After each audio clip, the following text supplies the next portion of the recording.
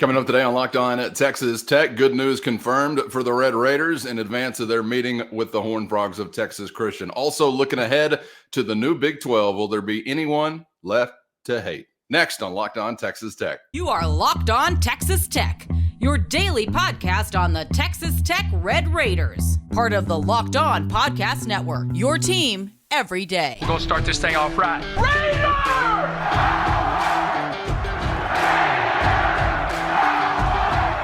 Everything runs through Lubbock.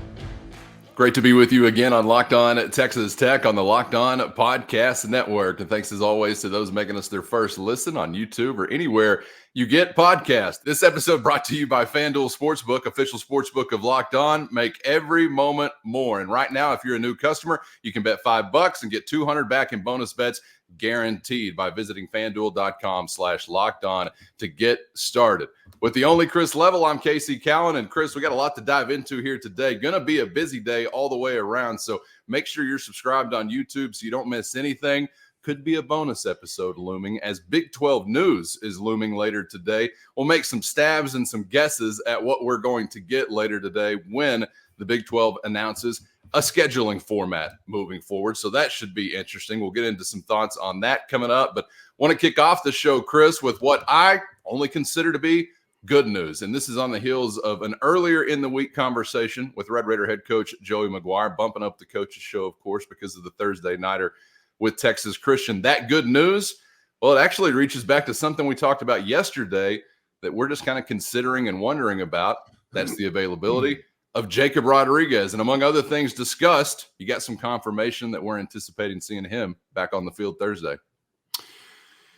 Yeah, I think, you're going to have, so what they've determined is, I think that it's kind of what we were touching on yesterday. I think that they feel like, okay, he's well within being able to play, a large group of snaps, at least the third of the defensive snaps.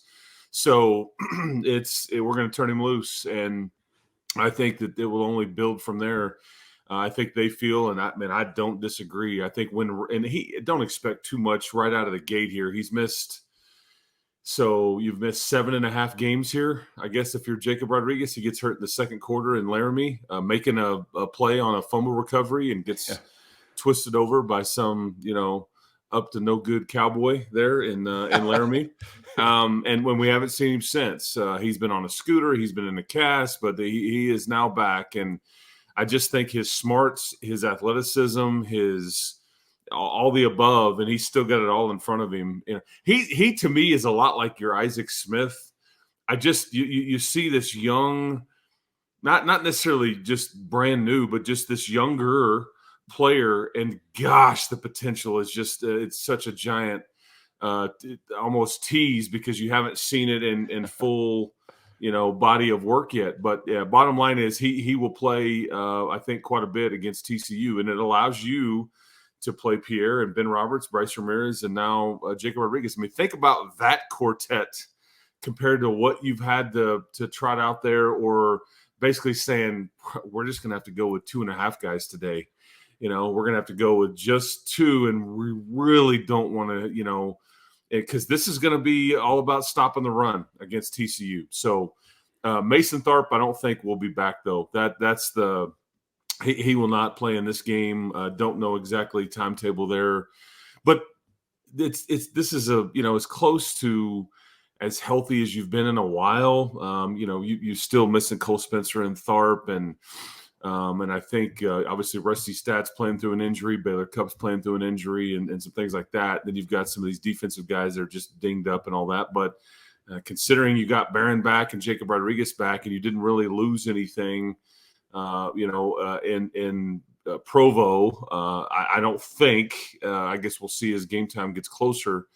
Cameron Valdez may be one to ask some questions about, but other than that, though, I thought really good news.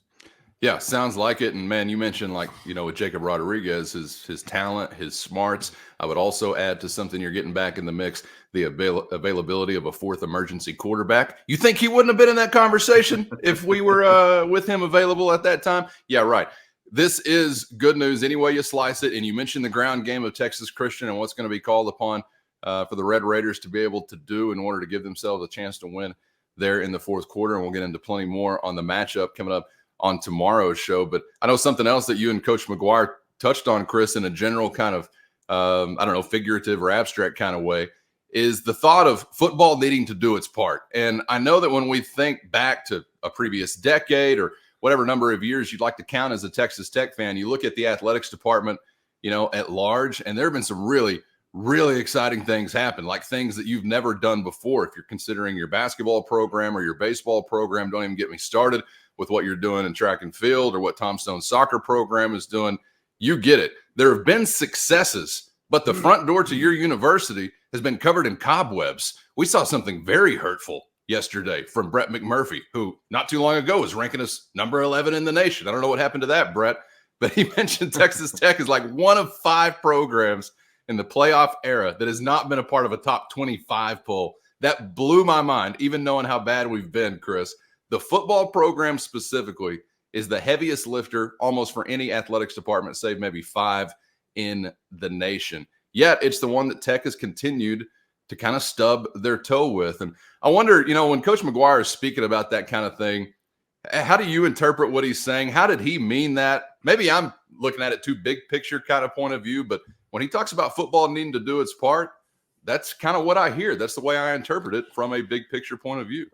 Yeah, and I tell you what led him down this road is that, the World Series, we were at Rudy's Barbecue, obviously, for his coach's show. That there was an Astros fan that has been showing up in recent weeks, kind of semi-heckling him, and he'd kind of given it back because he had said, man, I grew up in the Metroplex or a Ranger fan and all that stuff. Anyway, so the Ranger game was about to come on TV. I think there was Adidas folks in town like the last day or 3, I know they've been in town recently. I think some of that's been reported on. And so what led him down this road was he's like, look, folks, I mean, the best quarterback or best player in the NFL is a Tech grad. I'm looking up on this TV, and you got one of the best young third basemen who's playing in the World Series right now in Josh Young, went to Texas Tech. The best young golfer out there in the world is a Tech grad.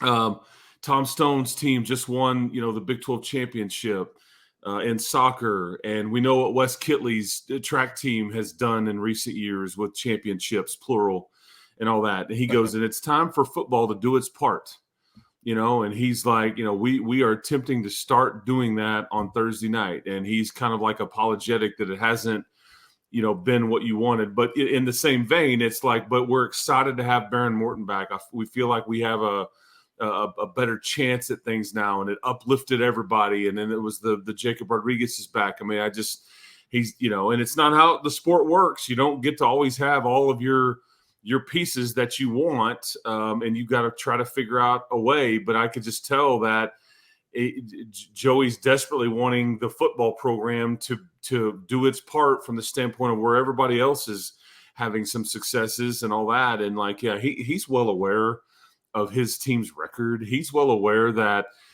they haven't gotten to where that they wanted to go this year. I mean, he's, and I think he feels some pressure there, but I think he's basically speaking it out loud, and that I get it. We've got to do our part around here. And, but because you look around, man, and you feel doom and gloom about, things at times, but you look around this athletic department, that there's been some pretty big success stories, whether individually or team-wide, that are huge stories and all that stuff going on in sports. So anyway, that was the context. And yeah. I just think you look across the athletics department map, I'm thinking about like a volleyball, softball, women's basketball being some of the only that are not top 25 programs or better, like top 10 programs, top 5. I don't know. But the list is short. Unfortunately, football is on that list as well. And as I mentioned, that's the front door to your university, has been coined by folks smarter than I am. But yeah, we're all waiting to pick up the pace with that most visible, shiny object on the Texas Tech athletics department, Christmas tree. And yeah. Man, and don't get your Christmas tree out yet, people. Just tap the brakes, let it breathe a bit. We just took down. I'm thinking about going lights though, Chris. I got to be honest. I just had this conversation yesterday. If I got to put those bad boys up, I'm on them for 60 days. Hey, that's fair. And it doesn't mean you have to turn them on all the time. You know, I mean, you can kind of pick your spots there. If you're feeling festive, they go on. If it's like a Monday evening and it's 85 degrees No. We're outside, burning 24/7. That meter is spinning. LED, man. LED. Yeah. Burn them up. By the way, what time can you come over and give a man a hand? Yeah, I'll bring the ladder. But I think it's funny you mentioned that about the top 25 because I think they maybe peaked in the actual polls last year after they finished up 8-5 and they'd won it the way that they'd done, although it was fringe. And then they obviously, some of these polls that didn't count.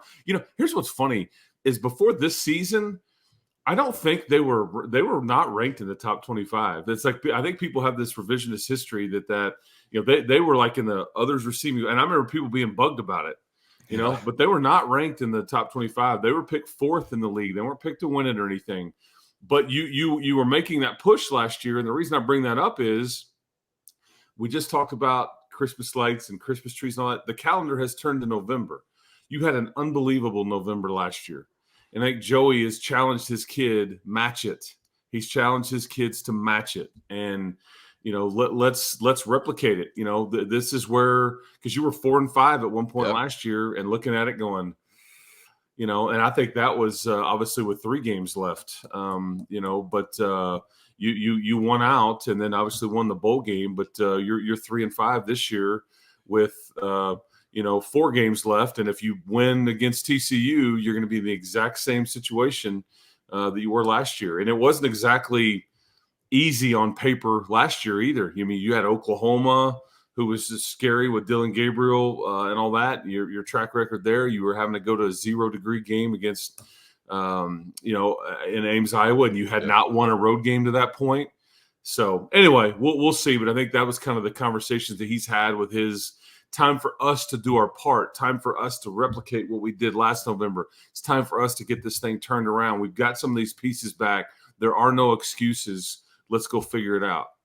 Man, what a terrific professional segue, because I want to get to something as we sort of move away from this matchup. We're back at it coming up tomorrow morning, Tech and Texas Christian, but I want to get to a bigger picture conversation regarding the Red Raiders and the Big 12 Conference as we're anticipating scheduling news, protocols, models, methods, formats to be revealed coming up sometime today. So keep your head on a swivel for a bonus episode later on today as we digest that. But we'll take a stab at some guesses as to what it could look like coming up in just a moment. But Chris, part of what really gave you the intriguing offseason that you had as it related to last year's accomplishments, not only what you did most recently, which was close out with a winning streak and obviously go into the offseason as winners, but whether it was Oklahoma, who is not, like on a rivals list. Oh, I'm indifferent about Oklahoma, but they're a blue blood, so your fan base cares about beating them. Or Texas earlier in the year. You see the word rivals there on the screen, and that's something that's been on my mind as it relates to future scheduling. And Chris, I remember very vividly where I thought Texas Tech's head coach's job incrementally got much more difficult. This is when it happened. First, today's episode brought to you by FanDuel, America's #1 sportsbook and the official sportsbook of Locked On. And fall is in the air. Helmets are on heads. Briskets are on smokers. And the action is with America's #1 sportsbook. And there's never been a better time to join in on that action than right now, because new FanDuel customers can bet only $5 and get $200 back in bonus bets guaranteed. So dive in and join in on the fun with FanDuel by downloading their safe, secure, and easy-to-use app, where you can bet on all things under the sports sun. And when you're a winner, you're always paid instantly with FanDuel. So visit FanDuel.com/lockedon. That's FanDuel.com/lockedon and sign up today to bet $5 and get $200 back in bonus bets guaranteed with FanDuel, official partner of the NFL. I remember very vividly where I thought Texas Tech's head coach's job incrementally got much more difficult. This is when it happened. It was first when you saw a scheduling format adjusted to 9 league games in the Big 12. Everybody's job in the Big 12 got tougher at that point in time. But specifically for the rival aspect of the conversation, when the Aggies walked out the door, when the Longhorns soon will walk out the door, when the Sooners walk out the door, college football's world turns in large part, if you're not a blue blood, in my opinion, based on who you are beating that your fans care about beating. Mike Leach became a legend after only like some 8-4 seasons, but they included embarrassing the Aggies, and we ate it up all day, every day. Now, eventually he got closer to competing for hardware, obviously, and we ate that up all day, every day as well. But Chris, this world really turns specifically within the college world, I feel like, based on who you're beating that your fan base cares about. You've lost more of those opportunities. You've lost those bonus point, I guess, kind of opportunities when more walk out. You have one you're trying to cook up here with Texas Christian. I don't know how hot the flame is between the two fan bases, but you do have a saddle to battle over, and that's a start. But I think you would agree with me that when you see others of interest, as far as those your fan base cares about beating, walking out the door, I think that makes the coach's job harder. It's hard to say, hey, UT and OU are not on your schedule anymore, and that means it's harder for you. That doesn't make sense. That sounds nonsensical. But the bonus point aspect of those types of wins, I think, can't be overstated. And you're losing a couple of those opportunities moving forward. And I'm wondering what it's going to look like in a new format where we're going to hear some thoughts of protected rivalries. I know that's a lot to chew on, but you're picking up what I'm putting down, man. You were there for those Leach wins over the Aggies or Oklahoma that, really spurred you on to make you feel a little bit better about that season than maybe the record would make you feel. And what you're saying is probably why we're all guilty of being as frustrated as we are this year collectively, because maybe we bought too much into this particular team beating Oklahoma and Texas last year, and it counts extra, right? Yeah, it doesn't really, but it does, because you especially like beating them, because that's one of the things. For the first time ever, you beat Oklahoma and Texas in the same year. Like, check that off the box. Holy cow! We're gonna storm the field and all those things. And then it's like, oh, we need to act like we've been here before. Well, you hadn't. That's right, literally. I mean, yeah, you had not. And I think it's kind of a fascinating question to kind of ask aloud, because as we await on what the next, I guess, 4 years of scheduling looks like, TCU and Baylor and Oklahoma State, that's got to be where it starts. But you're right. You had the Cactus deal, last summer, I guess, or a year ago summer. They beat you last year. They did the Hypnotoad video. They made, really took a lot of shots at Joey and Lubbock and all that in their little video after the win. And all those things. And I do not think that there's Tech fans that like what TCU is about. I think vice versa. I think that is but it's not. You've not really been good enough to make it really that relevant. And they've beaten you 7 of 9 times. The Baylor thing has been recently very slanted toward the Bears. Yeah. I think that there's some things going on now with you having a lot of their people, and then you won the game, but Baylor's not very good. What it takes is for people to really care, both like you and the opposition in any kind of deal. They have to both be pretty good, and it has to be semi-balanced. Like I found it fascinating watching the Oklahoma and Oklahoma State barbs going back and forth this week, and it started with Mike Gundy.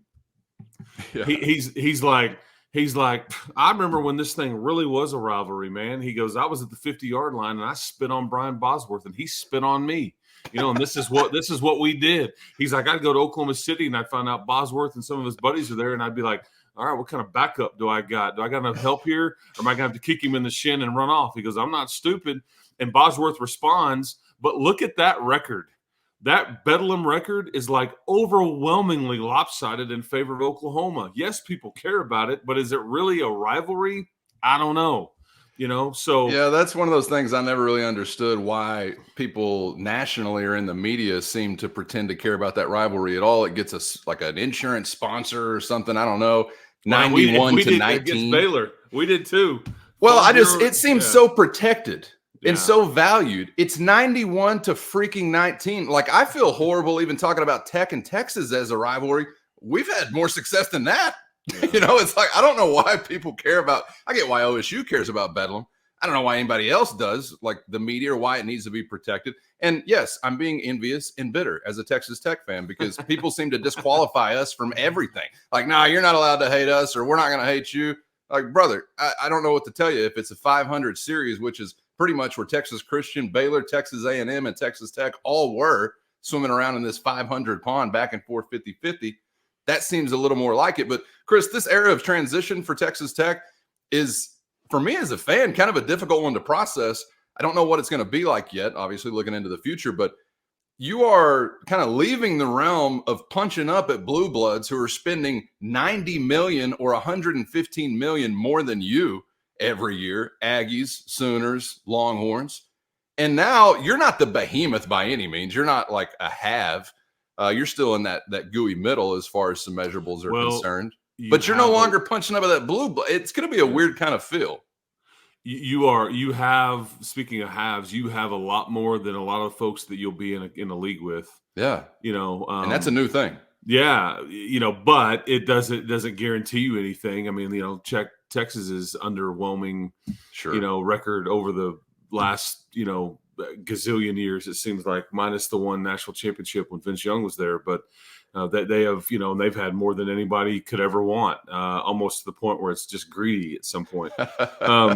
But this is the reality of conference realignment, and is there possibilities to really care about BYU? Yeah, I think so. After watching that whole thing play out in person, is there possibility? Because and I know we'll talk about how the schedule is going to work going forward here. Yeah. But, I think people are going to care about Colorado. I mean, as long as Deion's there. Now, maybe that's just head coach related, but I'm not going to, I don't know if it's like hatred or anything, but I mean, if Colorado shows up in Lubbock, Texas next year, guess what? That the care meter just goes through the roof. It'll be sold out. 1,000% it will. Yeah, absolutely. And for as long as he's there, and it'll go away when he leaves. But while he's there, that'll be interesting. You need somebody to throw a sock full of pennies. You've got to have these organic things. Like Municipal Coliseum, Aggies, quarters, pennies, whatever. How about spitting? I'm a little hesitant on spitting, which, by the way, Mr. York, the video I've seen, I don't know why I'm going back to Provo. Yikes. Either way, I'm going to go ahead and say I've never spit in a man's face. I will never spit in a man's face. Mike Gundy, you're spitting on people? I wanted to say when you referenced that, we've got to qualify it because I think spitting in each other's mouths is how they just say hello at lunch in the state of Oklahoma. So I don't even know if that actually symbolizes animosity. It may be more warm feelings. Chris, let's wrap this thing up with maybe a couple of hopes, wishes, or guesses. First, today's episode brought to you by eBay Motors. And eBay Motors has you covered with everything you need to maintain your vehicle and keep that ride or die ride on the road. Or if you're just looking to elevate your car's game to the next level of performance, they got what you're looking for with roof racks, exhaust kits, LED headlights, superchargers, and accessories of all kinds to fit your style. Whether you're looking for speed, power, or design, eBay Motors has you covered with over 122 million parts to perfectly fit what you need. So just head over today to ebay.com/motors, where you're going to always find exactly what you're looking for, and with no risk because of eBay's guaranteed fit. Your part is guaranteed to fit just right every time, or your money back, keeping you burning rubber and not cash. With all the parts you need at the prices you want, it's easy to keep your ride or die ride on the road and moving your life forward at ebay.com/motors. eBay guaranteed fit, only available to U.S. customers, eligible items only, exclusions do apply. Let's wrap this thing up with maybe a couple of hopes, wishes, or guesses. I heard you say Texas Christian, Baylor, Oklahoma State, as far as maybe a trio you stay connected with. Is that a preference? Is that a guess? Are we potting? Are we divisioning? What do you actually think we're going to see in a few hours whenever they release the format? I don't know if there's going to be quote unquote pods per se. I think that you will protect regionality. I think they haven't made any hard and fast rules here. What you're going to get is a 4-year list of opponents.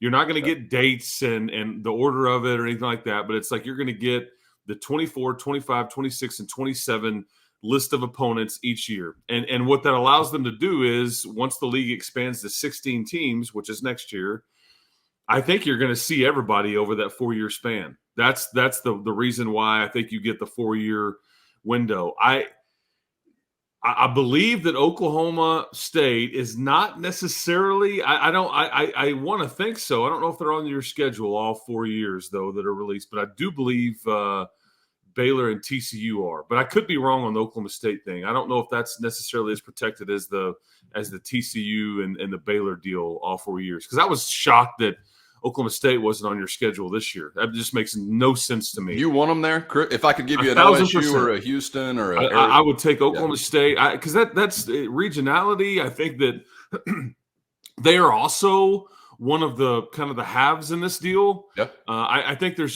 too much that makes sense. They should absolutely be. To me, like how TCU and Baylor kind of go at it. I don't know if there's like some hatred between Tech and Oklahoma State. Don't. That's not what I'm suggesting. But there's just too much there. That should be actually the one protected rival that I would say should matter to you more than anybody else over anybody. Because you don't have, I mean, like it depends on who you ask, but yeah, we can muster up a lot of hatred for TCU and Baylor and all that stuff. But I would be willing to bet you ask those groups of people on both sides of that camp, they're going to say they hate the other one more than they hate Texas Tech. That would be my guess. And I'm not suggesting that everybody here hates Oklahoma State and vice versa, but that seems to be like something that you need to like work on, build on. There's a lot of like-mindedness in the way you run your institutions. And, heck, man, their AD was worked here under your current AD and all those things. So, and I mean, honestly, you'd like to be where Oklahoma State was as a football program. I mean, they just put their ticket to bowl eligibility. Absolutely. Yeah. Again, shockingly, for the 18th year in a row, and if they win one more game, and they will, they will have won 7 or more games for 18 years in a row, and still lost to South Alabama. Yep. Got worked to South Alabama. So anyway, but that's what. So I don't know if there's because I mean the Big 12 is not stupid. They have protected BYU and Utah, Arizona State, Kansas State. I think maybe West Virginia and Cincinnati maybe can have something going with some proximity there. I think some of those that old Big 8 flavor, but with Iowa State and the Kansas schools. It's kind of what you're talking about here with the Metroplex and all that. I think it's throw Colorado back in that too. Yeah, no, I don't disagree at all. So I think you it's not necessarily pods. I don't think, but I do think you've got some protected stuff. And again, it was explained to me. It's like, oh yeah, Baylor and TCU for sure. And I think Oklahoma State is that way, but what weren't certain. And I will say this for next year. I have seen speculation that Arizona would be in Lubbock next year. Yeah. And I also heard speculation that Colorado would be in Lubbock next year. That's why I brought that up earlier. Bring it on. But I can't say for sure. I'm kind of waiting like everybody else to see kind of what happens. Keep your head on a swivel today. Subscribe on YouTube or anywhere you get podcasts so you don't miss an episode. There could be a bonus episode out there. Can I tell you any more clearly? There's going to be a bonus episode. There's no hints. There will be another episode. Big 12 scheduling format will drop, and we'll discuss it on the other side. So look out for that coming up later on today. And I hope you'll join us coming up tomorrow morning for a one-of-a-kind game day edition of Locked On at Texas Tech, as we'll get you set for kickoff tomorrow night from Jones Stadium. Chris, appreciate the insights as always, my man. And we'll do it again coming up very soon. So stay on your toes. Absolutely. Keep hope alive, everybody. We will be back soon. That's right. We'll count down T minus, Oh, we're out of time. I can't give you that information. I could, but I'd have to kill you. For Chris, I'm Casey. Thanks for joining us for this edition, and hope to see you for the next one right back here on Locked On Texas Tech.